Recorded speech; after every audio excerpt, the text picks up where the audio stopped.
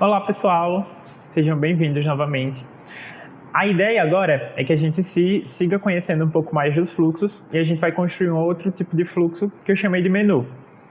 A ideia é realmente apresentar um menu com algumas opções do usuário e daí eu vou mostrar como é que a gente pode trabalhar agora com palavras-chave, né? Depois a gente vai ver posteriormente a parte da inteligência artificial, mas observar como a partir da resposta do usuário a gente pode encaminhar esse mesmo usuário para diferentes fluxos diferentes, né? Para diferentes caminhos a partir dessa resposta que ele nos deu quando a gente apresenta um menu com diferentes opções para ele.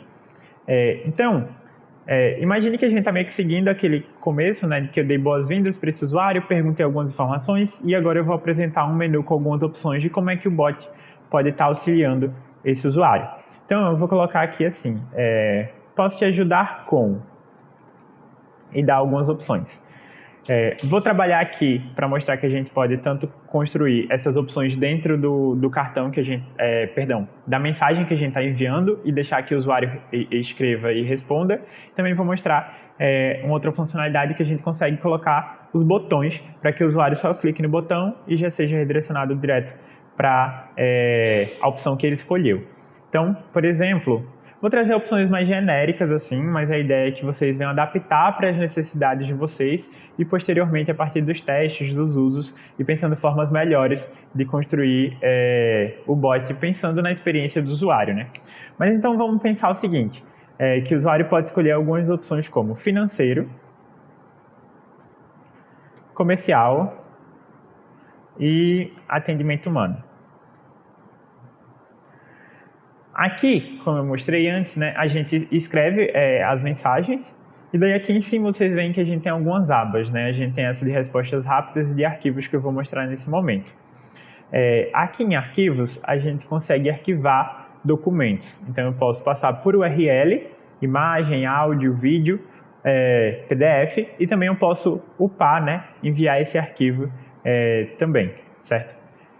Então, serve para quando a gente está querendo enviar um arquivo para esse usuário, né? Seja uma imagem, tem clientes que dependendo, como eu falei, da persona do bot, né? Do tom de voz que quer ser usado, às vezes envia até memes, GIFs, é legal. Dependendo do tipo de público-alvo, né, desse chatbot, é legal para pensar essa experiência, para fazer essas interações. Já aqui nessa aba de respostas rápidas, a gente consegue construir os botões que eu tinha comentado, que servem justamente para que o usuário consiga dar uma resposta rápida, apenas clicando no botão, já ser redirecionado. Então, para isso, eu vou escrever aqui o que é que eu quero que conste nesse botão. Nesse caso, é possível trabalhar nesse botão uma frase, não apenas uma palavra, mas eu indico que a gente pense em botões menores, porque fica até melhor ali no layout do canal, né? Fica visualmente mais interessante para esse usuário e mais fácil de ele utilizar, né?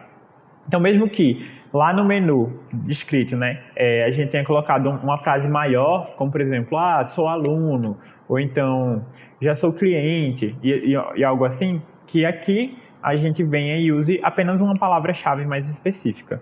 Então, basta escrever essa palavra e dar um Enter que ele já vai criar esses botões. Então, vou criar os botões que tinham antes, né, comercial, financeiro e atendimento humano. Dá um OK. Então, vocês veem que aqui ficam aparecendo os botões, e daí depois a gente vai simular e ver como é que esses botões aparecem ali no simulador.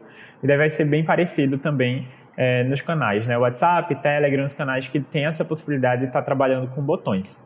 Depois disso, como sempre, a gente vai ter um cartão de aguardo por resposta, né? Depois que a gente faz uma pergunta, coloca alguma questão para esse usuário, a gente precisa guardar a resposta dele e salvar ela como um resultado, né? E daí a gente pode trabalhar em cima desse resultado que foi salvo. Então eu vou trocar aqui o nome do resultado por menu. E aqui vou usar esse filtro tem qualquer das palavras para trabalhar com palavras-chave, como eu tinha comentado, para identificar o que é que o usuário estava se referindo e dar o direcionamento correto. Então eu posso escrever aqui, por exemplo, financeiro, aqui abaixo comercial e por fim atendimento humano. Só que daí justamente o que a gente pensa, né? O usuário pode não ficar preso a responder essas palavras-chave. Por isso que nesses pontos em que a gente apresenta um menu, uma pergunta um pouco mais complexa, o ideal é que a gente chame a inteligência artificial, mas a gente vai ver o uso dessa inteligência dentro dos fluxos só mais à frente. por enquanto a gente vai trabalhar com essas palavras-chave aqui nos filtros. Mas a ideia é que a gente pense em outras formas que o usuário pode colocar aqui, né? Ele pode não falar exatamente atendimento humano, ele pode falar atendente, ou outras possibilidades. E daí a ideia é que a gente consiga reunir aqui algumas palavras-chave diferentes que esse usuário pode trazer para que o filtro, né, do cartão Aguarde por Resposta consiga identificar e direcionar para o caminho correto. De novo, a gente pode trabalhar ali com o tempo, né? Por exemplo, 15 minutos que ele tem para responder. E agora vocês percebem que a gente construiu alguns filtros, né? Que a gente tem diferentes caminhos para poder seguir. E daí, a partir desses caminhos, a gente pode fazer um tratamento mais específico, né? A partir desse ponto em que eu sei que o usuário quer tratar do financeiro, eu posso vir falar aqui, você quer tratar com o nosso time financeiro. E daí, vou enviar essa mensagem e depois disso, a gente poderia vir com várias outras coisas, né? Eu posso fazer alguma pergunta específica, perguntar um CPF, perguntar algum dado mais específico que pode auxiliar nesse atendimento, ou, dependendo dos casos também, já enviar alguma informação, perguntar, você quer um boleto, enviar esse boleto, daí para isso eu precisaria provavelmente trabalhar com a API para pegar essas informações de outra plataforma, ou poderia também enviar esse usuário para um atendimento humano. Mas essa parte de atendimento humano e também a parte da API são coisas que a gente vai ver mais à frente. São assuntos que a gente vai ver posteriormente. Mas a ideia é que eu conseguisse daqui enviar ele para um fluxo que vai tratar especificamente desse caso do financeiro, do comercial, do atendimento humano e aí por diante. Então, vamos só testar, e daí eu vou colocar assim, a partir do comercial, só aqui vou escrever comercial, só para a gente ver ali no simulador se ele seguiu para o caminho certo e a gente testar como funcionam os botões. Então, aqui, simulando, a gente vê que a gente recebe a mensagem. Esse simulador ele parece bem com o Telegram, né, que os botões ficam aqui abaixo, perto do ponto onde o usuário pode escrever a resposta. E daí é importante entender que, mesmo com botões, o usuário não precisa ficar preso a responder com os botões, né? Ele pode escrever a mensagem que ele quiser. Mas aí, nesse caso, eu vou selecionar, por exemplo, o financeiro. E daí, em seguida, eu já recebi ali aquela mensagem, tá? A partir disso, eu poderia, por exemplo, percebendo que o usuário quer tratar sobre esse assunto financeiro, adicionar ele num grupo específico para saber quais usuários se interessaram por esse assunto. E daí eu posso vir aqui e usar o cartão, adicione contato a um grupo e criar um grupo, por exemplo, financeiro. E daí eu posso criar grupos da mesma forma que eu posso criar campos de contato, né, escrevendo o nome de um novo grupo e daí ele aparece aqui a opção de criar esse grupo. Então eu posso estar adicionando esse usuário ao grupo financeiro, por exemplo, e seguir. Daí, mais uma vez, vamos simular, só que agora é para mostrar que o usuário não precisa ficar preso a usar, a responder com um botão, né? Então ele poderia mandar um texto maior, né? Eu gostaria de informações do financeiro.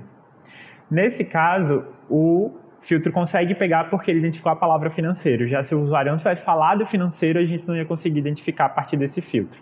Por isso que nesses pontos a gente aconselha usar a inteligência, mas é legal que a gente entenda também que a gente pode estar usando essas palavras-chave como filtros aqui dentro desse fluxo. Bom, agora que a gente viu essa possibilidade de dividir os fluxos em vários caminhos, né, a partir da resposta que o usuário traz, como mostrei nesse cartão de aguarde por resposta, que a gente consegue filtrar.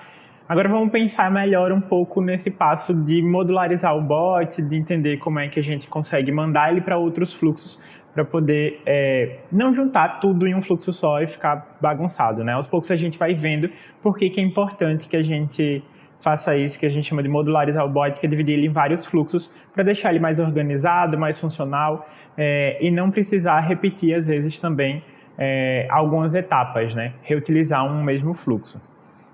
Então, ao invés de adicionar ele ao grupo de financeiro e enviar essa mensagem aqui, eu vou fechar, apagar esses cartões e vou usar o cartão de entrar em outro fluxo para direcionar a um fluxo que eu criei de financeiro. E daí deixa eu abrir esse outro fluxo para a gente ver como é que ele funciona. Nesse outro fluxo daqui, eu fiz bem simples, né?